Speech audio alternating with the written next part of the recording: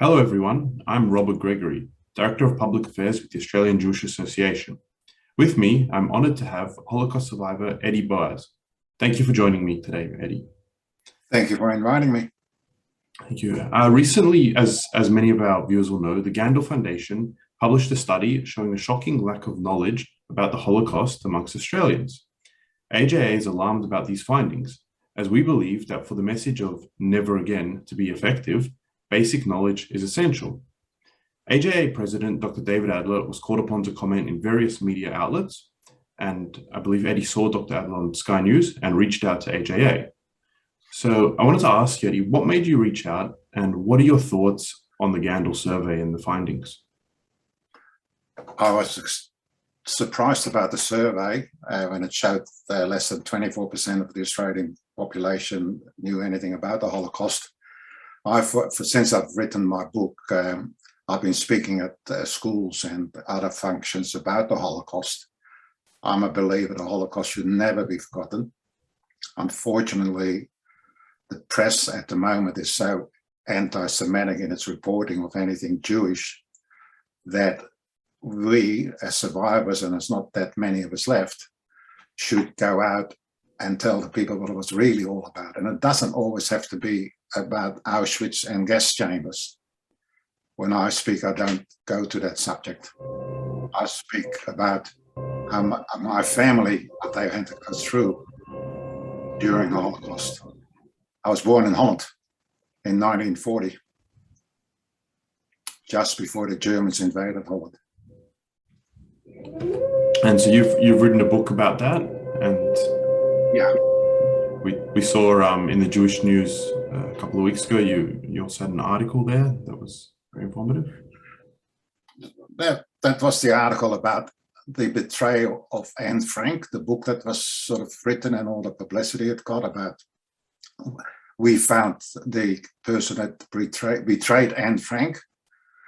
I have been in touch with these people for a long time, including the Anne Frank Foundation in Switzerland, who are not involved in that. They have the rights to the book.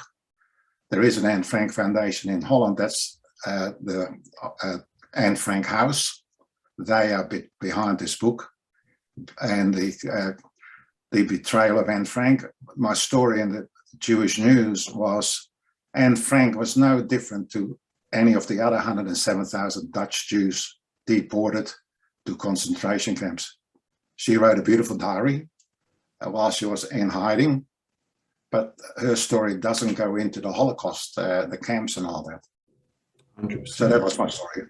100%. And have you seen, in your experience, have you seen falling levels of Holocaust education? So did people used to be more informed about what was going on, I guess, closer to the events? Well, of course, the further you get away,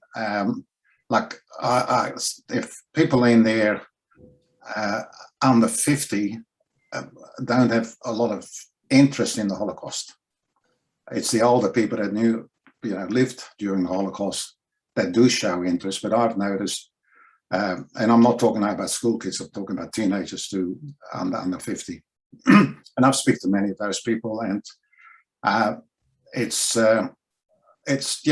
definitely become less to talk about the Holocaust. Not that I spoke about the Holocaust openly. I noticed that just speaking to people privately, sort of when they ask me the questions. And as you alluded to, we've seen rising levels of anti-Semitism, particularly recently. We've had the Sydney Festival boycott, we've had the Amnesty International report, and attacks on the legitimacy of the Jewish people. What impact does falling knowledge of the Holocaust have on these rising anti-Semitism levels? That's a difficult question to answer. The anti-Semitism has been around for hundreds, if not thousands of years. We all know that. But it's come up again lately.